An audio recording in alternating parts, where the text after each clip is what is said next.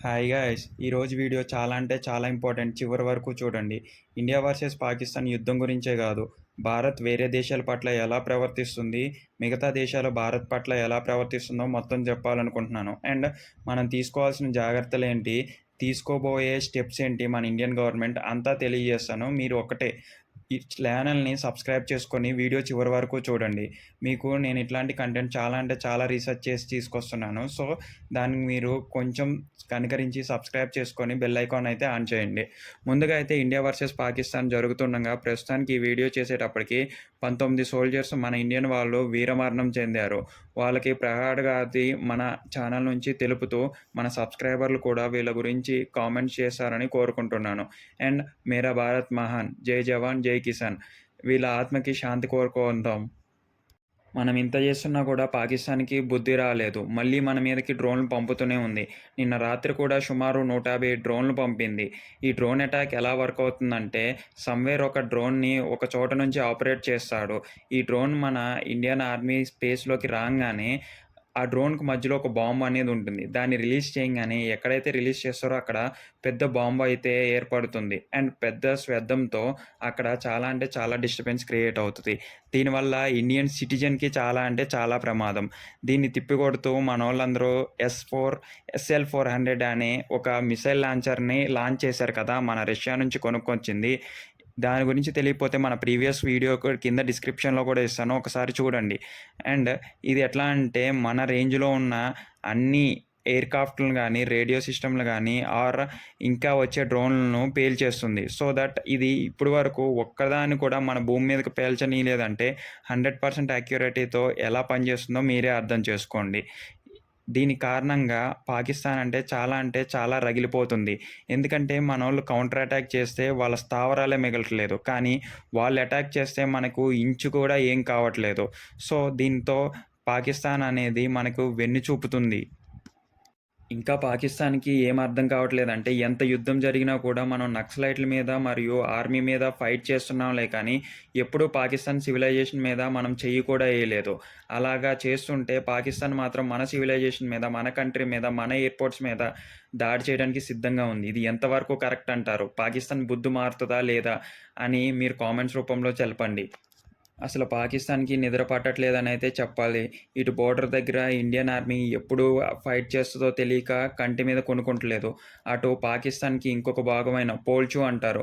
అది పాకిస్తాన్‌లో ఒక భాగమే. కాకపోతే వాళ్ళని చిన్న చూపు చూస్తూ, వాళ్ళకంటూ జాబ్స్ ఇవ్వకోకుండా వాళ్ళనంటూ హేట్రేట్ పెంచుకోవటం వల్ల ఇప్పుడు అది సెపరేట్ స్టేట్ నుంచి సెపరేట్ కంట్రీగా మారిపోయి దీన్ని స్వాధీనం చేసుకోవాలని చూస్తుంది.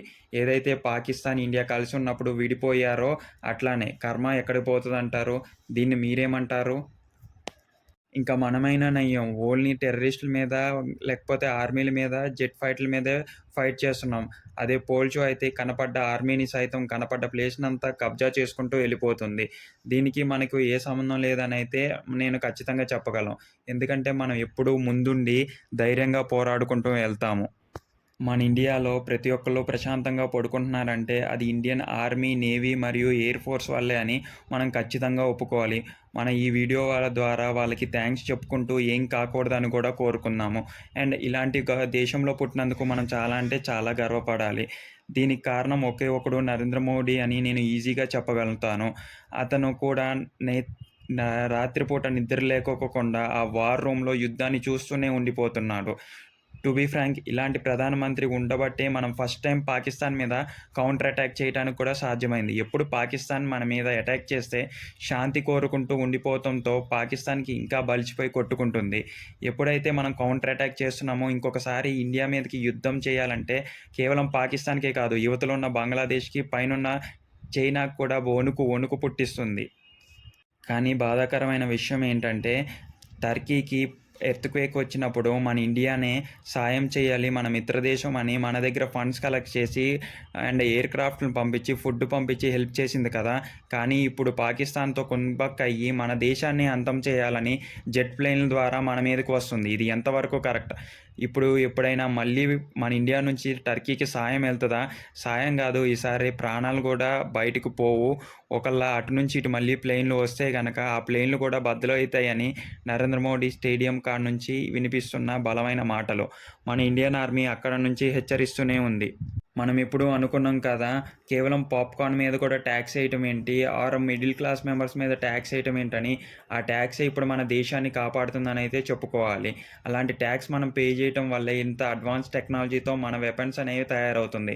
100% యాక్యురేట్. ఇప్పటి వరకు ఒక్క బాంబ్ పేలలేదు. ఇప్పటి వరకు ఒక్క మిసైల్ కూడా మన ఇండియాని తాకలేకపోయిందంటే ఎంత యాక్యురేట్‌గా పనిచేస్తుంది, ఎంత టెక్నాలజీ తీసుకొస్తుంది, ఎంత కష్టం అనేది వాళ్ళు పడుతున్నారు. అండ్ టు బీ ఫ్రాంక్ మన ఇండియాలో నష్టం జరుగుతుంది. కాకపోతే ఇంకా నష్టం జరక్కోకుండా ఉంటుంది కదా! ఇన్నోసెంట్ వాళ్ళ ప్రాణాలు పోకోకుండా ఉంటాయి కదా! ఇది మీరు నాతో అగ్రీ అవుతారనే నేను కోరుకుంటున్నాను. మరొక పెద్ద ఇన్ఫర్మేషన్ అంటే, మన ఇండియాలో ఎవ్వరూ కూడా దేనికి భయపడొద్దు. ఒకటి, గ్యాస్ ధరలు పెరుగుతాయని, పెట్రోల్, డీజిల్ ధరలు పెరుగుతాయి, లేకపోతే అయిపోతాయని. యాజ్ పర్ గవర్నమెంట్ ఆర్డర్స్ ప్రకారం మన దగ్గర సరిపోయేంత నేచురల్ గ్యాస్ మరియు మన గ్యాస్ సిలిండర్ గ్యాస్ ఉంది. అండ్ పెట్రోల్, డీజిల్ కూడా మన దగ్గర చాలానే నిలువుందని గవర్నమెంట్ నిన్న అఫీషియల్‌గా రిలీజ్ చేసింది. సో, దీని గురించి ఏమీ టెన్షన్ పడొద్దు. అదీ కాకోకుండా ఛానల్‌లో వచ్చే న్యూస్ ఛానల్స్‌లో వచ్చే ఇన్ఫర్మేషన్ అంతా కూడా బిలీవ్ చేసి నమ్మొద్దు. మొన్న కరాచీలో కూడా యుద్ధం అయిపోయింది.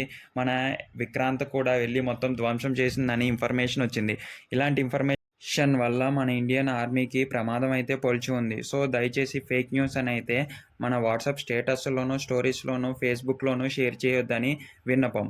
అదీ కాకోకుండా మన మాక్ డ్రిల్‌లను ప్రశాంతంగా పాటించాలి అనైతే అందరం కోరుకుందాము.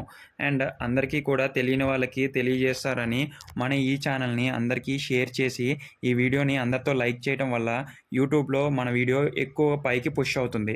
కింద డిస్క్రిప్షన్‌లో ఉన్న టెలిగ్రామ్ మరియు వాట్సాప్ కమ్యూనిటీలోకి ఇప్పుడే జాయిన్ అయిపోండి. టెలిగ్రామ్‌లో అమెజాన్, ఫ్లిప్‌కార్ట్, మింత్రా నుంచి వచ్చే డీల్స్ ఉంటాయి. మరియు వాట్సాప్ కమ్యూనిటీలో హెల్త్ రిలేటెడ్ ఇన్ఫర్మేషన్ అనేదైతే ఇస్తూ ఉంటాను. ఇంతవరకు చూశారు కదా! అయితే మన వీడియో ఖచ్చితంగా నచ్చే ఉంటది. సో, మన ఛానల్‌లో ఉన్న రిమైనింగ్ వీడియోస్ కూడా చేసి, మీ స్టేటస్ మరియు స్టోరీల్లో మన వీడియోని షేర్ చేస్తే చాలా అంటే చాలా హెల్ప్‌ఫుల్ అవుతది. Okay guys, thank you. జై హింద్. మేరా భారత్ మహాన్ హై.